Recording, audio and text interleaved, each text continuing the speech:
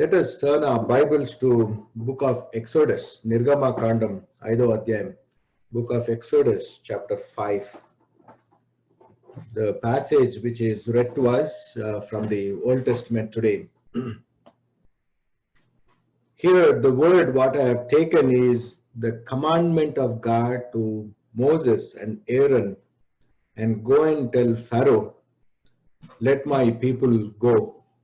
నా జనమును పోనిమ్ము అని అంటున్నాడు. Let my people go. I have chosen this theme because during these times so many questions may be going in our minds. Why this situation and why all this has to happen, and am I at fault or is someone at fault? Usually we have a tendency to blame somebody. Okay, that nation is not in God, that is the reason God is trying to teach a lesson. It is very easy to judge others.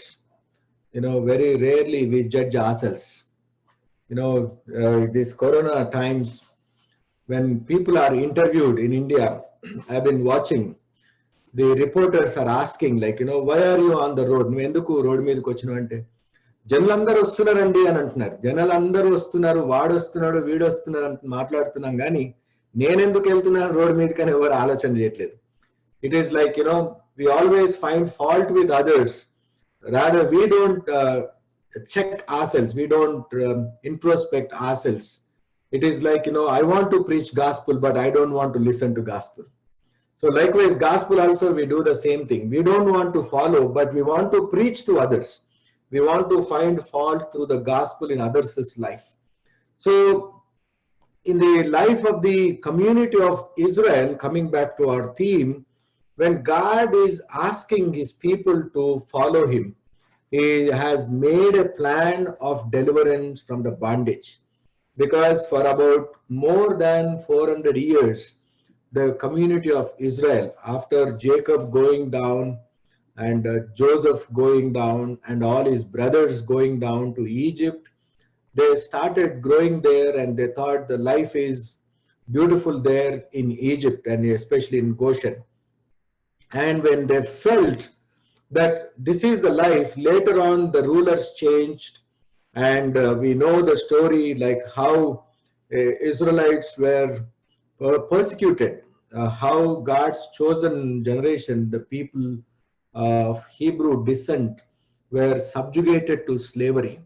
And that is where God interfered, listening to their prayers, listening to their petitions, saw their cry, and he has seen their hard efforts of their sustenance.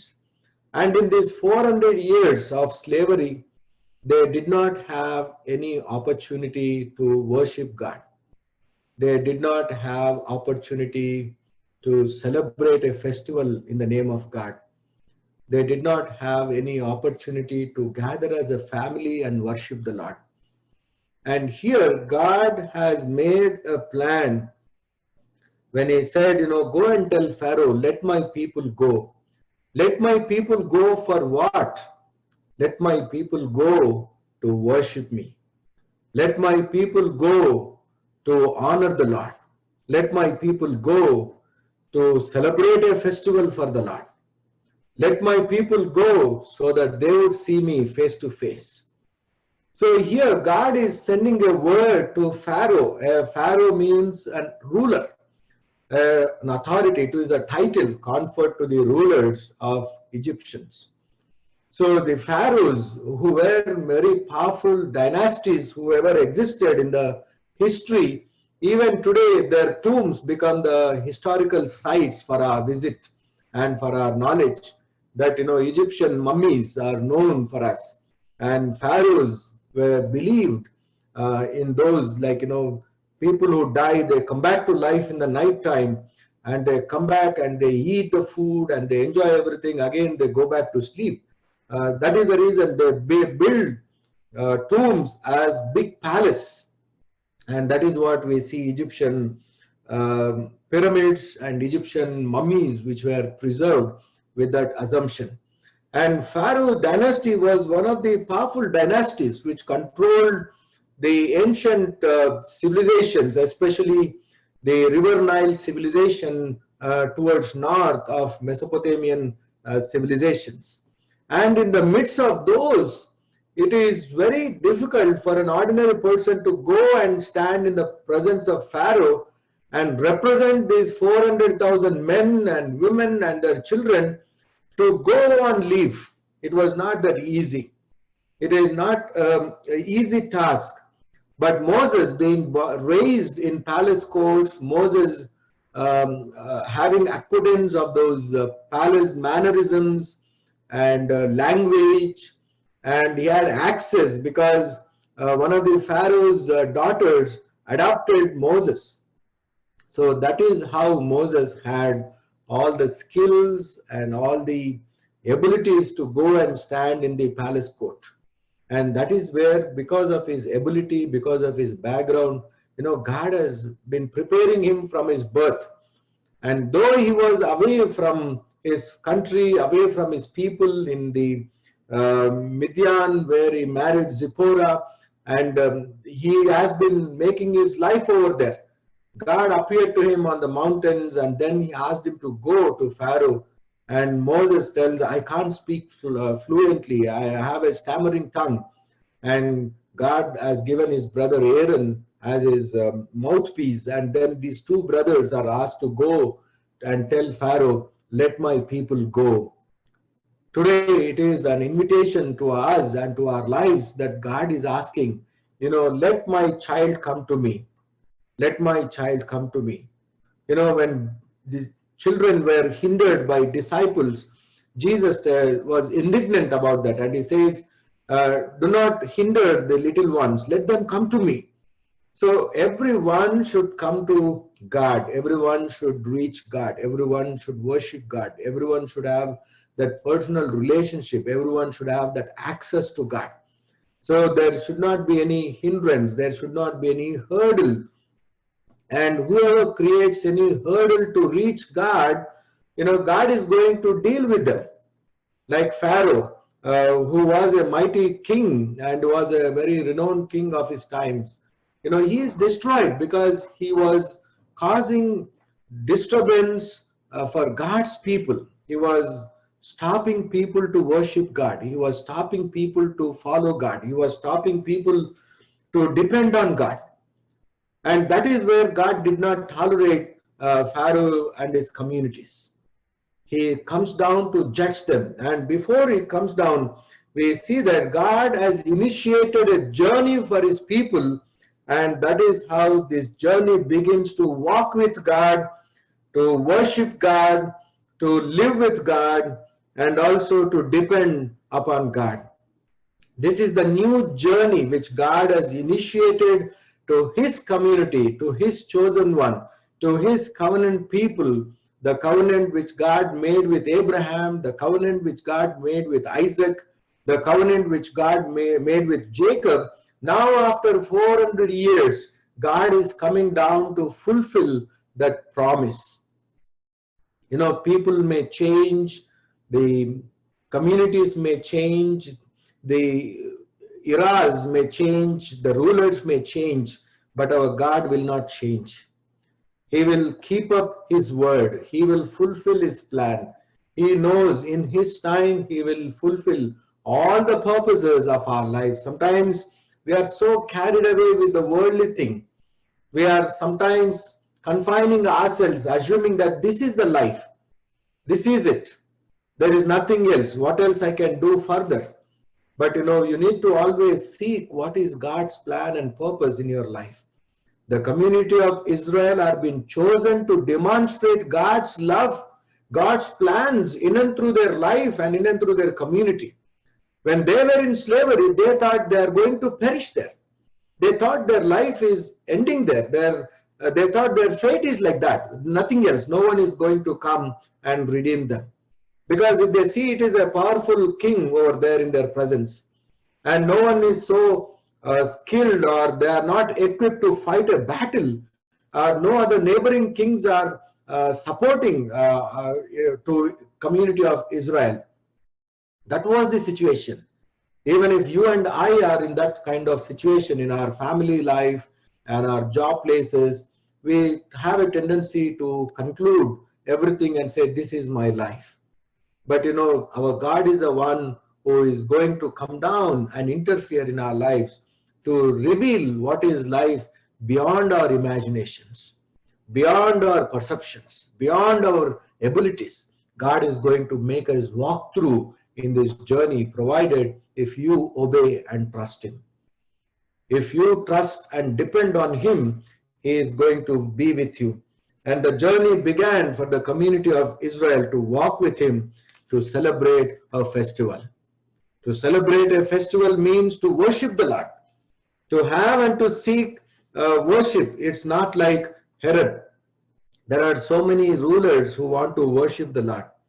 And here the King Herod, when the wise men come, he says, go and search diligently and come back and report to me so that I too will come and worship.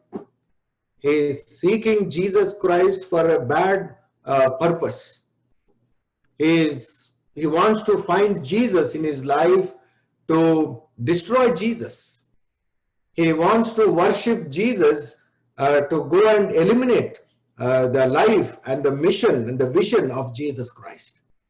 So in the history we come across the people who have walked with God, who had really given priority to worship Him, to observe all the festival and give due reverence to God.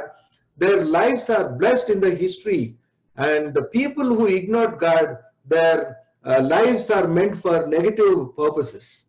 Their lives have gone and wiped away from the human history.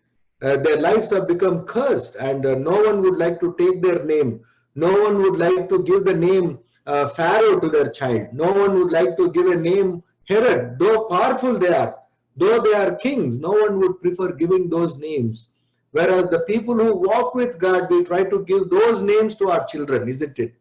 And likewise, when Herod wanted to worship the Lord, it is with an evil purpose. And you cannot delegate somebody to find Jesus for you. You need to find yourself. There is no outsourcing business in seeking God. There is no outsourcing to find the Savior in your life, to experience the Savior in your life.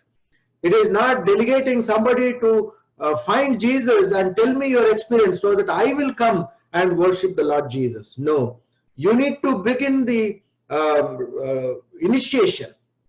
You need to begin now to find Jesus, to wholeheartedly worship Him. If you really seek with good intention, you will be able to find Jesus. If you try to worship or seek Jesus with some personal motives, then you will not find Jesus. Likewise, Herod couldn't find Jesus. He wanted to find Jesus, but he could not find Jesus. Though his motives were bad, though whatever it is, ultimately we see he could not see Jesus at all. Till his death, Jesus was away from Bethlehem and Israel. He goes down to Egypt with his parents. After his death, he comes back to the Herodian territories. So that is how, when we want to walk with God, when we want to worship Him, when we want to obey Him, we need to wholeheartedly seek Him. It is not with any other motives of the world. It is not with any other intention. The intention should be very clear that, my life is going to be with God. I am going to be with God. I will depend on God and I will listen to Him. I will obey Him. And here we see that when Moses was asking Pharaoh, after a couple of chapters in Exodus, chapter 10, verse 9, someone can be ready to read this verse in Telugu. I'm going to read in English. Exodus 10, verse 9. Moses answered, we will go with our young and old, with our sons and daughters, and with our flocks and herds, because we are to celebrate a festival to the Lord. Someone read in Telugu. నిర్గమకాండం 10వ అధ్యాయం 9వ వచనం. అందుకు మోషే, మేము యెహోవాకు పండుగ ఆచరింపవలెను కనుక మా కుమారులను మా కుమార్తెలను మా మందలను మా పశువులను వెంటబెట్టుకొని మా పిన్న పెద్దలతో కూడా వెళ్ళదమనెను. Yes. అంటాడు. ఇక్కడ పండుగ జరిపించడానికి ఎవరెవరు వెళ్తున్నారండి? స్త్రీలు, పురుషులు, మా కుమారులు, మా కుమార్తెలు, మా పిల్లలు, మా పెద్దలు, సపరివార సమేతంగా అన్నట్టు. This is like whole family to worship the Lord, to follow God. It is not one individual affair. God wants all the families to follow him. God wants every individual in your house to follow Jesus Christ. And here, when God has initiated, Pharaoh was trying to negotiate. He says, let only men go and worship and come back. It is not just men. In God's plan, women are there. In God's plan, daughters are there. In God's plan, sons are there. In God's plan, our wealth is there. Our possessions are there. In God's plan, everything is there. You cannot say that, okay, on behalf of my family, let one person go and worship the Lord and come. No, when you are worshiping in entirety. You are worshiping with your family. Anyhow, my wife is a very prayerful lady. Let her worship and let her pray. All our blessings are coming only because of her prayer. No. All our blessings are only coming because of my grandfather. No doubt, God is going to bless us. God blesses everyone. But he wants a relationship with our family members. Not just you alone. It is not just about you. It is about your community. It is about your family. When Pharaoh was advising, the world always advises us. It keeps us so busy. For me, Pharaoh means the world authority. The world is very persuasive. The world is very authoritative. The world is very attractive. It is trying to give us so many options to get away from God, to go away from God. This world will do anything. And Pharaoh also was trying his best to stop his people to go and worship the Lord. Because for the 400 long years, there was no worship of God. Suddenly these people are saying, we want to worship the Lord. And he doesn't want to relieve them. He doesn't want to leave them. You know, when there is a sudden transformation within our home and within our life, immediately the world will give us so many options. Why everyone should go? One person is enough. Anyhow, you are praying, that is enough for me. I am a sinner. I am not even, we try to justify in a very convenient way, saying that, you know, I am not a worthy person to pray now. I am not a clean person to read the Bible now. My age has not come. Let me grow old. Let me be on the sick bed. Let me be on that end of my life. Let me read the Bible. Let me learn to pray. This is how we try to postpone worshiping the Lord. We try to postpone celebrating God. And here, Pharaoh also is giving an option to Moses, saying that let all your women, let all your kids be alone. Only men can go for 3 days and then come back to work. Come back to work. And Moses says, no, we will go with our young and old, with our sons and daughters, with our flocks and herds, because we have to celebrate. We have to celebrate for the Lord. We have to celebrate a festival to the Lord. You know, our life journey now in Jesus is moving forward to celebrate the eternal banquet in the eternal home. It is to celebrate with him our life journey. We are going to see our God face to face in that celebration day. We continue to celebrate so that we would draw closer and closer to our new heavens and new Jerusalem. Our journey has begun in Jesus. And there are so many pharaohs which come on our way. Sometimes, you know, the options may come. Let only men go. Let only women go. No. Let all the family join to worship the Lord. And how to observe the festival? Here we see God is giving instruction. Who all should come and how you should observe festival or observe celebration with the Lord. In book of Exodus chapter 12 verse 16, book of Exodus Nirgama Kandamu 12వ అధ్యాయం 16వ వచనం, పిన్న పెద్దలు చిన్నవారు పెద్దవారు స్త్రీలు పురుషులు కుమారులు కుమార్తెలు కలిసి దేవుణ్ణి ఆరాధించడానికి వెళ్ళాలి. కేవలం పురుషులు మాత్రమే కాదు, కేవలం స్త్రీలు మాత్రమే కాదు, ఒక కుటుంబంగా దేవుడు మనల్ని ఆహ్వానిస్తూ ఉన్నాడు. ఇంకా ఏ విధంగా మనము ఆయనను ఆరాధించాలి, ఏ విధంగా ఆయనను పూజించాలి, ఏ విధంగా ఆయనను కీర్తించాలి అనేది నిర్గమకాండం 12వ అధ్యాయం 16వ వచనంలో చెప్తూ ఉన్నాడు. On the first day hold a sacred assembly, and another one day you on the seventh day do not work on all these days except to prepare food for everyone to eat. That is all you may do. God is giving a deliverance for this community.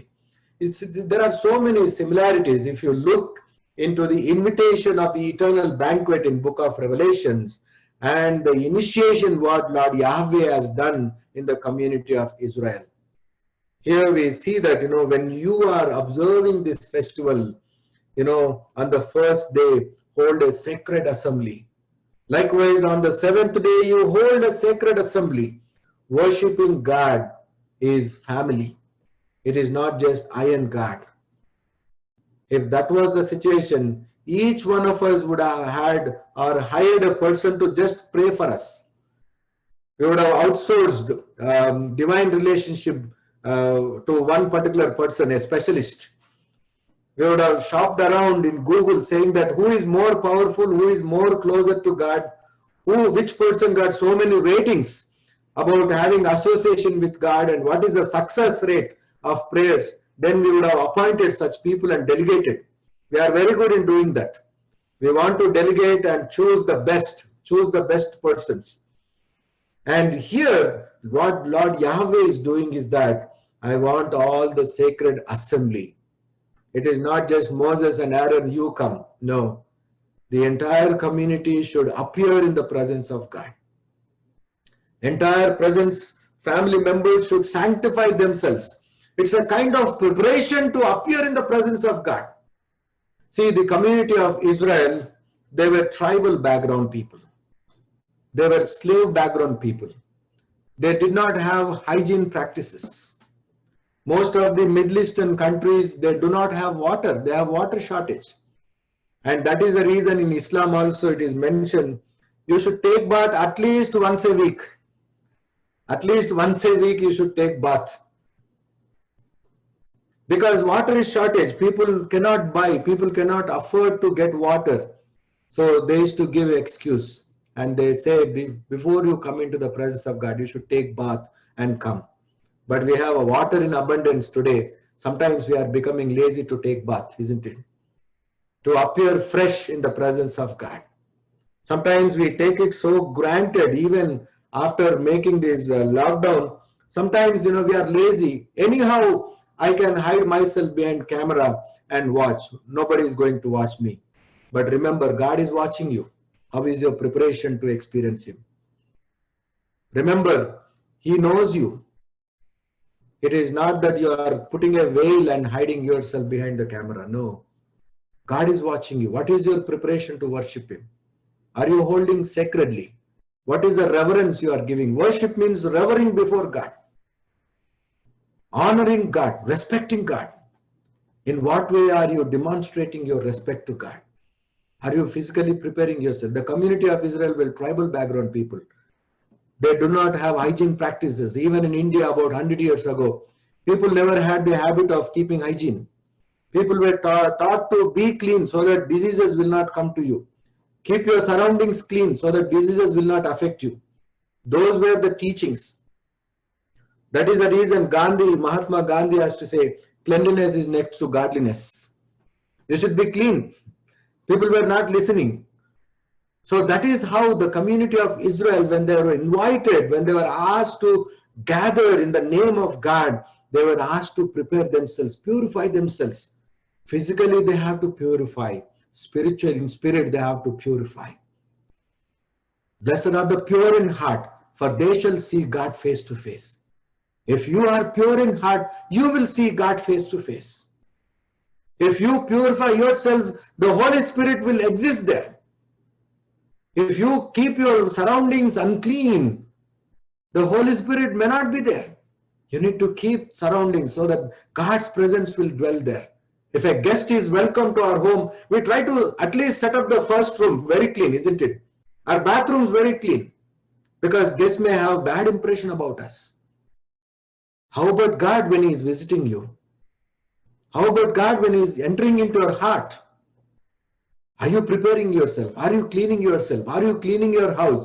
When He is knocking the door, are you ready to open the door or go and hide like Adam? Adam was hiding because he was not prepared to see God face to face. He was hiding. Adam, where are you? Lord, I have sinned. It is my guiltiness making me to run away from you. It is my disobedience making me to hide from your community, from your presence. Dear brothers and sisters, when we are gathering for worship, we need to look into this scripture and prepare ourselves. In Exodus chapter 12 verse 16, how you need to observe this festival, how you need to gather. You need to, on the first day, hold a sacred assembly, and another one on the seventh day. And do not work at all on these days, except to prepare food. Preparing food is not a work, my dear brothers and sisters. Sometimes we think that that is a big laborious task, preparing food. Sometimes we feel half of our energies are going only for preparing food. But here we see God is looking at the well-being of the people. He's not saying, okay, don't eat, give up food, come and sit in my presence. No, you prepare food, you take care of your family, feed your family, and then you need to sit in my presence. Don't work when you are worshiping God. We are very good in multitasking nowadays with the technology. We'll keep our laptops open and we'll try to do so many things, office work, home work, children's work, multitasking. We are very good in managing. We are very good in managing.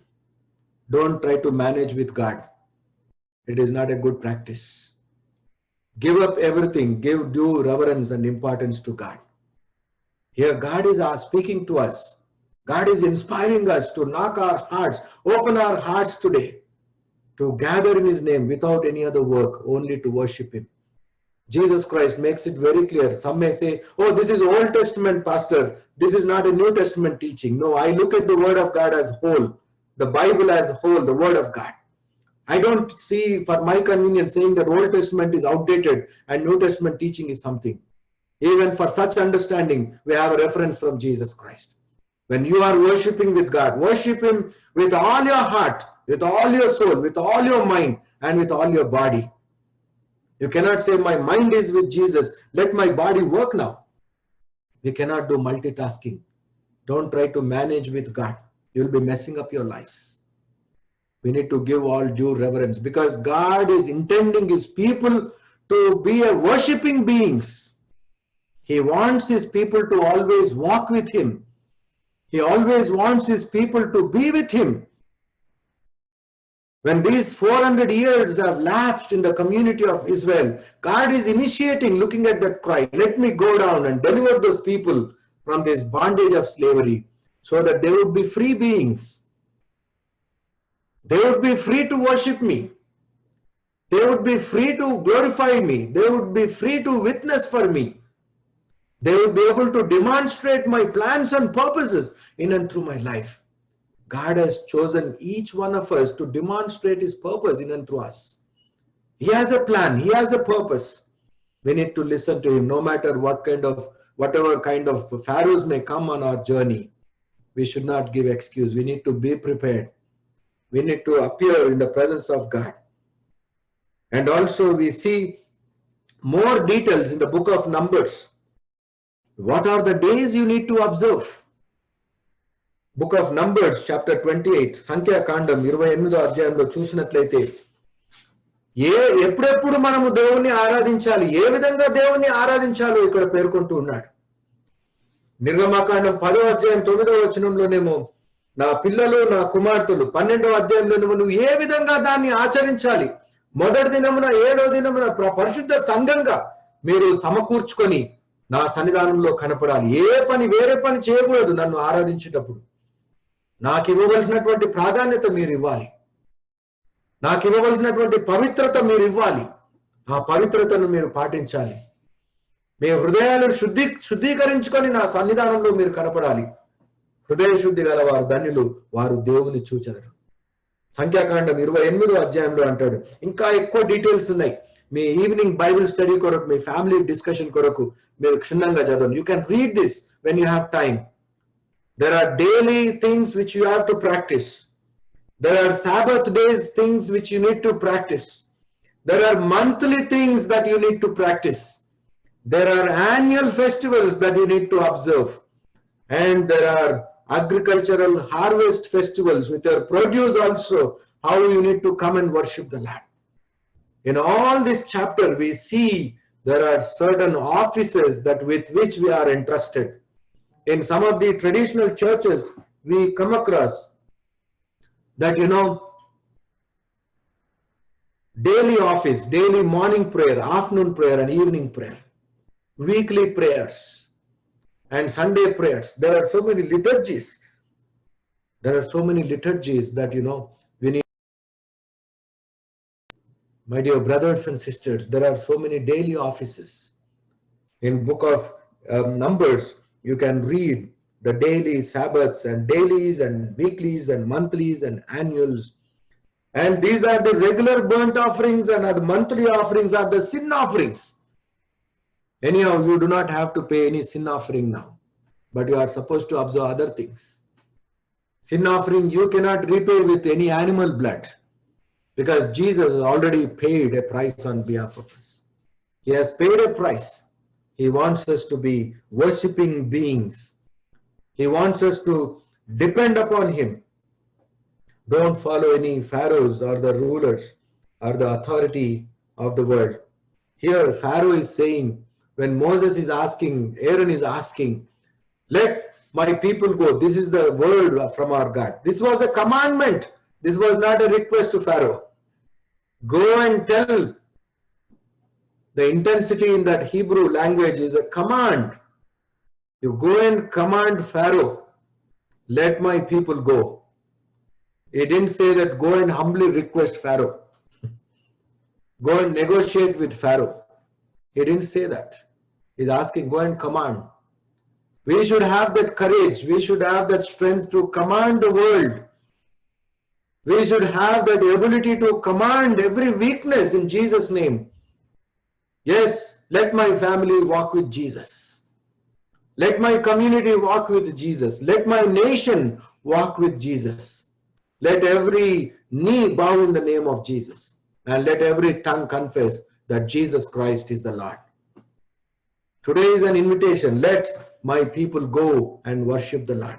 It is a command in the name of Jesus. And Pharaoh has been commanded, and the response from command is, who is Lord? Yehovah ఎవడు అని అంటున్నాడు. యెహోవా ఎవడు అని అంటున్నాడు. నాకు తెలియదు యెహోవా గురించి, నేను వినను అంటున్నాడు. He do not want to listen to Lord Yahweh. The world do not want to listen. Jesus Christ came and dwelt among us. The world did not recognize him. We see this echo in John's Gospel. John the Baptist, as a forerunner, he reminds his community. People did not recognize him, though he was full of grace and full of truth. He made a dwelling among us, but people did not recognize that. The world did not recognize Jesus Christ. And here Pharaoh is also saying that, who is that Lord? Who is Lord? Yehovah ఎవడు అని అంటున్నాడు. What a rude answer. What a rude way of questioning about the existence of God. He is questioning the very authority of divineness. That who is the sovereign Lord, who is the source of creation. It is just because of his one word, everything has come into being. And he is being questioned. Even today, there are some pharaohs like that. Where is God? Who is that God? I don't know about God. These are the words we do hear nowadays. We do hear saying that, I know there is some power in the universe, cosmos. I believe in that power. But they don't want to believe in the power of Jesus. I want to believe in Mother Nature. There is some cosmological power which is around the creation. This is how people are trying to contemplate. My dear brothers and sisters, there are so many pharaohs even today existing within us. Sometimes we come across such people saying that, who is God? Where is God? I don't believe in God. I don't believe in Jesus. My mom used to believe in Jesus. My dad was a Christian. My grandparents were churchgoers. I never went. I don't know Jesus.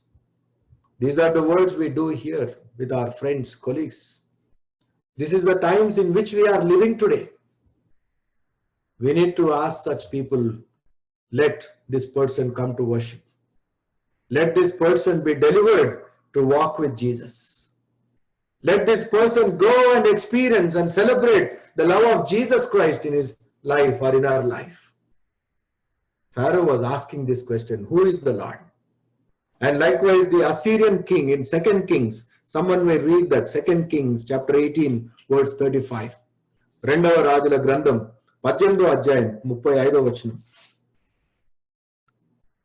ఫరో ఏమంటున్నాడంటే నిర్గమకాండంలో యెహోవా ఎవడు అని అంటున్నాడు. యెహోవా అంటే నాకు తెలియదు, దేవుడు అంటే నాకు తెలియదు, సృష్టికర్త నేనే. ఆ దినాల్లో రాజులంతా ఏమనుకున్నారంటే వాళ్ళే దేవుని కుమారులు అనుకున్నారు, వారే సృష్టికి ఆధారభూతులు అనుకున్నారు. ఇక్కడ రాజుల గ్రంథంలో సిరియా రాజు కూడా అదే విధంగా విరవిగుతూ ఉన్నాడు. దయచేసి తెలుగులో చదవండి, నేను ఇంగ్లీష్ లో చదువుతాను. రెండవ రాజుల గ్రంథం 18వ అధ్యాయం 35వ వచనం. 2 Kings chapter 18. Who of all the gods of these countries has been able to save his land from me? How can the Lord deliver Jerusalem from my hand? Look at the attitude of this person. తెలుగులో చదవండి దయచేసి. 35 అనా? అవును. యెహోవా మా చేతిలో నుండి యెరూషలేమును విడిపించున ననుటకు ఆయా దేశముల దేవతలలో ఏదైనను తన దేశమును మా చేతిలో నుండి విడిపించినది కలదా అని చెప్పెను. అయితే అతనికి ప్రత్యుత్తరమీయ వద్దని రాజు సెలవిచ్చి యుండుట చేత జనులు ఎంత మాత్రమును ప్రత్యుత్తరమీయక ఊరకుండిరి. Yes, the God's people were so silent to answer that king who is so arrogant. He is undermining the power of the God of Hebrews. He is saying that there is no other kingdoms or any gods can deliver your Jerusalem from my hand. That was his assumption. He thought he is a mighty person. He thought he is a powerful person. No kingdoms can prevail in the name of God. Without affirming God, without having faith in him, no kingdoms can sustain. And we know in the history what happened to Assyria, what happened to pharaohs. But in our minds, sometimes we are captivated with this authority. We feel that we are the creators. We want to take control and be a para to God, a competitor to God. We want to compete with God. If you can compete with your fellow human beings, that is fine. If you are competing with your neighbors, that is fine. But don't compete with God. Don't compete with God. Here, the king of Assyria, he thinks no one can fight him because he is so much so equipped. He is so much so equipped with all the horses and chariots. No one would come and rescue the God's people, and he wants to captivate Jerusalem. But that was not made possible. God's people were silent. God asked them to be silent. King Hezekiah, he makes the information. Whatever he says, you be quiet. Don't utter a word. That was the word which King Hezekiah communicates to his commander. When he was crossing the border before Syria, he was standing there and they were praying to God. And Syria, from the Syrian part, this king was shouting and yelling, you better surrender to me. No gods around the globe will save you people. And not even your God is going to deliver you from me. I am going to captivate Jerusalem. That was his understanding. In book of Job, యోబు గ్రంథం 21వ అధ్యాయం 15వ వచనంలో కూడా యోబు తన స్నేహితులతో అంటున్నాడు. ఏమంటాడంటే, ఈ లోకంలో ఉన్నటువంటి వారు దుష్టులుగా ఉన్న అన్ని జరిగిపోతూ ఉంటాయి, ఇంకా దేవునికి ప్రార్థించవలసినటువంటి అవసరం ఏముంది? Where is the need to pray to God? When everything is going on, when everything is happening, and our children are able to enjoy to the music. These are the responses which Job is reasoning with his friends. when they say and counsel him, saying that you better curse God and die. You better denounce God. That was the temptation for him when he was in a struggling situation. In our struggles, in our sickness, we should be patient. We should hold our peace. We should learn to rely on God. Job has taught us that even in our infirmities, we should be able to hold in peace. And Job is reasoning and giving a response to his people, that there are people who are talking godlessness talk. Godless people talk like this in Job 21:15. Who is Almighty that we should serve him? What would we gain by praying to him? Telugulo chavathara orana? యోబు గ్రంథం 21వ అధ్యాయం 15వ వచనం. మేము ఆయనను సేవించుటకు సర్వశక్తుడగు వాడెవడు? మేము ఆయనను గూర్చి ప్రార్థన చేయుట చేత మాకేమి లాభము కలుగును అని వారు చెప్పుదురు. చాలు. యోబు సమయంలో కూడా ఇటువంటి మనుషులు ఉన్నారు. మాకేం లాభం యేసు ప్రభువును వెంబడిస్తే, మాకేం ప్రయోజనం మేము ప్రార్థిస్తే, రోజుకు 3 సార్లు ప్రార్థిస్తున్నా నాకేమొస్తుంది? ఏదో రావాలనే ప్రార్థించడం కాదు. నీవు దేవునితో సత్సంబంధాలు పెంచుకోవడానికి నువ్వు ప్రార్థించాలి. దేవునితో నడవడానికి నువ్వు ప్రార్థించాలి. దేవునితో ఆ గొప్ప అనుభూతి పొందడానికి, నిత్య నివాసంలో ఆయనతో కలిసి జీవిస్తాను అనే గొప్ప నిశ్చయతతో నీవు ఆయనను ప్రార్థించాలి. అప్పుడే నీకు శాంతి, అప్పుడే సమాధానం. ఇహలోక సంబంధమైనటువంటివి దొరుకుతాయనే భ్రమతో ప్రభువును వెంబడించకూడదు, ప్రభువు ప్రార్థించకూడదు. ప్రభు ఇదిగో నేను నీకు ఇది చేస్తే నువ్వు నాకు ఇది చెయ్యు, నేను 5 సార్లు ప్రార్థన చేస్తే నాకు ఇది ఇయ్యు, నేను బైబిల్ అంతా 3 సార్లు ముగిస్తే నాకు ఇది ఇవ్వు. You cannot allure God, you cannot challenge God, you cannot tempt God. Sometimes we are so much so carried away with the influences around us. 10 times if you chant this, you are going to receive this. So and so place you go and pray, then you are going to receive this. No, wherever you are, you pray, God is there. When you affirm the fact that God is everywhere, you do not have to go to a specific place. God is there in your room. Go into your room, close it, kneel down and pray. The Heavenly Father who sees you in secret, He is going to answer you. That is the promise that we have. We need to claim these promises. You do not have to go around if you have to pray. You do not have to ask somebody to pray on behalf of you. Here, Job is reminding his community members and his friends, saying that there are people around us. If you read that entire chapter when you have time, it is very interesting. Job is saying that there are people whose things are happening. They are so happy, though they are wicked. Their children are enjoying, they are flourishing, and their herds are multiplying. They are able to have sheep, cattle, and they are flourishing in abundance. Though wicked they are going to have. And what is the use of praying to God? What is the use of affirming our faith and surrendering ourselves and making as our sovereign Lord? This is what he is trying to reason out. Sometimes when we are walking with God, when we initiate this journey to walk with God, these are the challenges which come on our way. We are praying so much, we are doing God's work so much, we are giving so much to God. Why these temptations are coming? We are doing so much for God. Look at other people, they don't do at all anything. They don't go to church, they don't worship God, they don't give anything, they don't participate, they don't give hospitality, they don't share anything with neighbors. But still they are flourishing, they are having best jobs, they are driving best cars, they are living in the best community. Then what is the use for us when we are worshipping the living God? This is how Satan will come and promote us. They try to prompt us, saying that, what is the use? You better leave off. You better stop praying. You better stop following. Look, even if you pray, look at the people who are not praying. Look at the people who are not worshipping God. That is how Satan always tries to show the world. One side it was Pharaoh who was saying, who is God? Who is Lord Yahweh? I don't know him.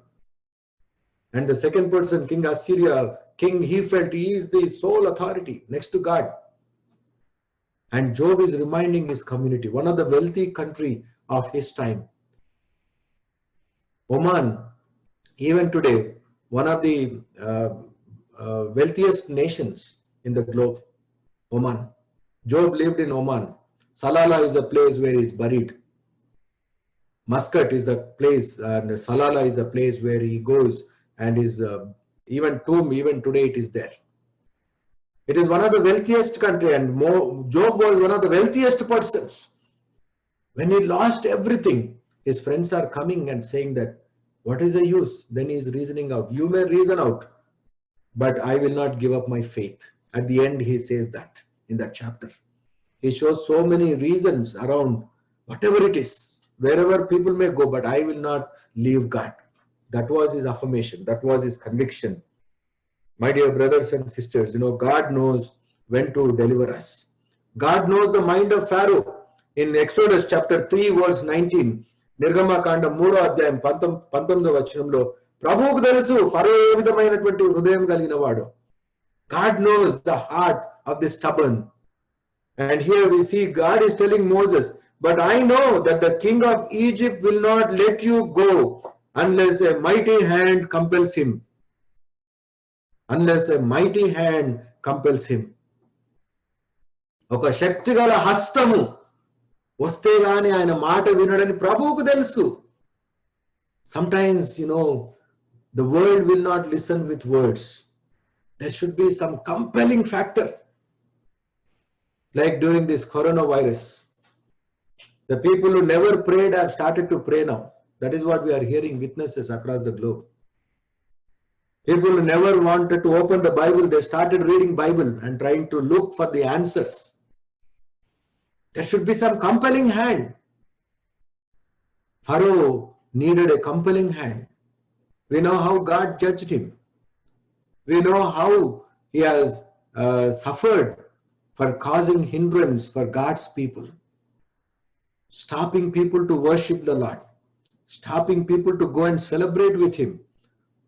Discouraging people to go as family to honor him. Deviating people with hard labor. He is the person who says he doubled the work. The moment they ask this leave for 3 days, he says double the work. He calls all the in charges saying that to these Hebrews, they have become lazy. They have become lazy. This is the word he used in Exodus chapter 5 verses 8 and 17. వారు సోమరులు అని అంటున్నాడు. ఫరో దృష్టిలో ఏంటంటే సోమరితనంలో ఉన్నవారే దేవుడు అంటారు. చేతగానటువంటి వాడు దేవుడు అంటారు కదా మామూలుగా మన భాషలో. ఇక్కడ ఏమి చేతగానటువంటి వాడు దేవుని మీద ఆధారపడతాడంటారు. No, that is wrong. Pharaoh thought he is a mighty, wealthy man. He can protect himself. He can win the battles. He can govern the people with whatever he thinks. That was his assumption. We know what happened to him when God judged him. Sometimes this world also says, why you are so lazy to work. That is the reason you are praying to God. You are lazy to take up challenges. And that is the reason you are saying, let me pray. You are lazy. That is the reason you don't want to do any hard work. It is Pharaoh thought the weak only will say. The nervous people will only say. The people who do not want to work hard will say about God. That is the reason he is saying that, వారు సోమరులు, they are lazy people. Now double the work, double the task. The moment when you worship God, the moment when you make a decision to walk with God, the moment when you give your heart to God, to honor him, to celebrate with him, to enter into the eternal promised land. If you begin your journey today, there may be so many pharaohs, so many Assyrian kings, so many Herods may come on your way. Be careful. Don't give excuses of the world. You look to God because he has authority. He is in control of everything. In Isaiah chapter 10 verse 24, there is a promise to the community of Israel when they were in fear. Isaiah, Yeshaya గ్రంథం 10వ అధ్యాయం 24వ వచనం. Do not be afraid of the Assyrians who beat you with rods, మిమ్మల్ని కర్రలతో కొట్టేటటువంటి వారి అసీరులకు మీరు భయపడకుడి. You don't fear. I am coming with you. I am going to be with you. The journey began. The community of Israel's journey began. And these people have become so much so conscious about their identity now. The moment when Moses asked, people thought, okay, now Pharaoh is angry with us. The day you make a decision to walk with God, the world will be unhappy with you. The people may reject you. People may disown you. Your friends may step back because of the decision what you made to walk with Jesus. My dear brothers and sisters, here the community of Israel also, when they heard their task is doubled, when they heard that Pharaoh is not happy, when they heard that Pharaoh is going to be very rude to them, they turned to Moses and said, what a disgrace have you brought to us. What a disgrace that you talked about God. What a disgrace that, he has doubled our work now. Because we wanted to walk with God, Pharaoh is not happy. We want to make Pharaoh happy now. That is how the community of Israel, always they lost the blessings of God by disowning God on several occasions. In their journey of that 40 long years, by doubting God, by grumbling on God, they lost so many blessings. In our life journey, when we are walking with God, sometimes we are with God, but we grumble. We are listening to Him, but sometimes we are not listening to Him. The community of Israel, they did not fully trust God. They were coming and saying to Moses in chapter 5, verse 21, Exodus chapter 5, verse 21. People coming to Moses and they are upset about the call given to worship. The call given to come and celebrate with the Lord in the wilderness. They were so upset. They thought to make a choice to celebrate God is a danger for their life. Jesus Christ makes it very clear. If you follow me, world will hate you. Here for me, Pharaoh means world. And here Jesus Christ in Sermon on the Mount, he makes it very clear. The world will disown you. They will drag you. They'll persecute you. They'll make all false accusations. But be careful. Decide and then follow me. Decide and come with me. Decide and then come and celebrate with me. And with the community of Israel, there are 3 or 4 occasions we see in Numbers chapter 11, verses 1 to 3. There we see that, people were grumbling against God for the hardships. Someone read in Telugu, Sankhya Kandam 11వ అధ్యాయం మొదటి 3 వచనాల్లో చూసినట్లయితే దేవుని మీద సన్నిధానమును బట్టి దేవుని యొక్క కృపను వారు కోల్పోయినట్టుగా చూస్తూ ఉన్నాం. Another person can keep ready Numbers chapter 11, 34 words. Another person can read Exodus 17, నిర్గమకాండం 17వ అధ్యాయం 7వ వచనం. సంఖ్యాకాండం 11వ అధ్యాయం చదువుతున్నానన్నా. చదువు. జనులు ఆయాసంను గూర్చి సనుగుచుండగా అది యెహోవాకు వినబడెను. యెహోవా దాని వినినప్పుడు ఆయన కోపము రగులుకొనెను. యెహోవా అగ్ని వారిలో రగులుకొని ఆ పాలెంలో నొక కొనను దహింపసాగెను. జనులు మోషేకు మొరపెట్టగా మోషే యెహోవాను వేడుకొన్నప్పుడు ఆ అగ్ని చల్లారెను. యెహోవా అగ్ని ఇక్కడ తబేరా అనేటటువంటి ప్లేస్ లో జనులు దేని గురించి సనిగారండి? వారు ప్రభువును వెంబడిస్తున్నందుకు కలిగినటువంటి ఆయాసం బట్టి అప్పుడప్పుడు ఆయాసం రాగానే మనం అబ్బా ఎంత పని అయిపోతుంది, నాకు దేవుని వెంబడించడం పట్ల నాకు ఎన్నో కష్టాలు వస్తున్నాయి అనుకుంటాం. కష్టాలు నాకు ఒక్కడికే వస్తున్నాయి అని అనుకుంటాం. ఎవరికి వాళ్ళమే మన కష్టాలు ఎక్కువ అనుకుంటాం. ఎదుటి వాళ్ళ కష్టాలు వినే సమయం మనకు లేదు. We don't have time to listen to others. We always feel my hardships are priority. And in English, that is the word which used in Numbers chapter 11. It says, because of their hardships, They were grumbling in the presence of God. To follow God, there are hardships because the road is very narrow, the gate is narrow. There will be struggle because you have to bear the cross. You have to bear, నీ సిలువను ఎత్తుకొని నువ్వు వెంబడించాలి. కష్టం ఉంటది, ఆయాసం ఉంటది.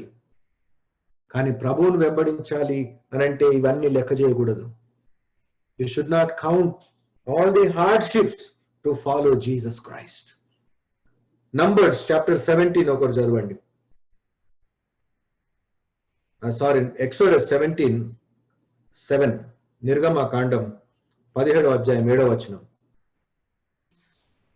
అప్పుడు ఇశ్రాయేలీయులు చేసిన వాదమును బట్టి యెహోవా మన మధ్య ఉన్నాడో లేడో అని వారు యెహోవాను శోధించుటను బట్టి అతడు ఆ చోటికి మస్సా అనియు మెరీబా అనియు పేర్లు పెట్టాను.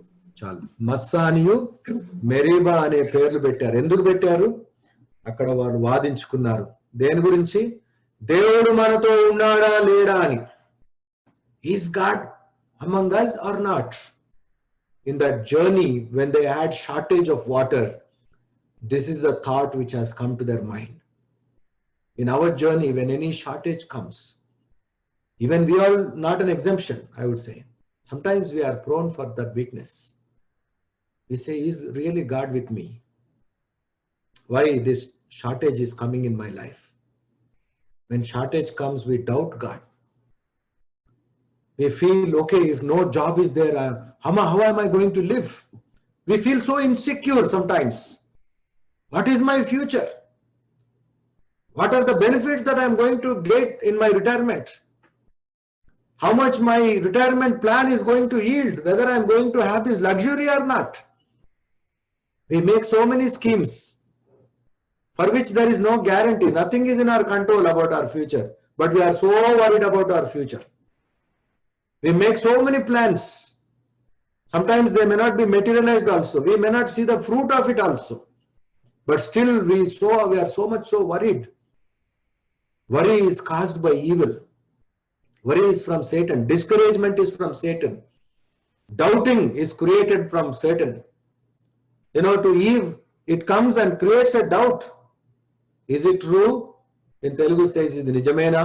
ఇది నిజమా? ఇది నిజమా? If my job is not there, how am I going to live? You know, the God who has brought you here is a faithful God, is a trustworthy God. The God who has given you this job is a trustworthy God. He has a better plans. He will give you a better opening. Don't worry, my dear brothers and sisters. With these, we will only get anxiety, nothing else.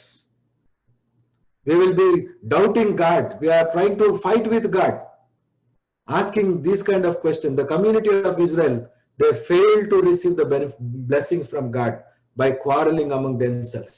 And that is what we see. For that place also, Moses has given that name, saying that because you doubted, because you quarreled, because you questioned about the presence of God in your lives, this place is called Massa and Meribah. And in Numbers chapter 11, సంఖ్యాకాండం 11వ అధ్యాయం 34వ వచనం ఎవరైనా చదవండి.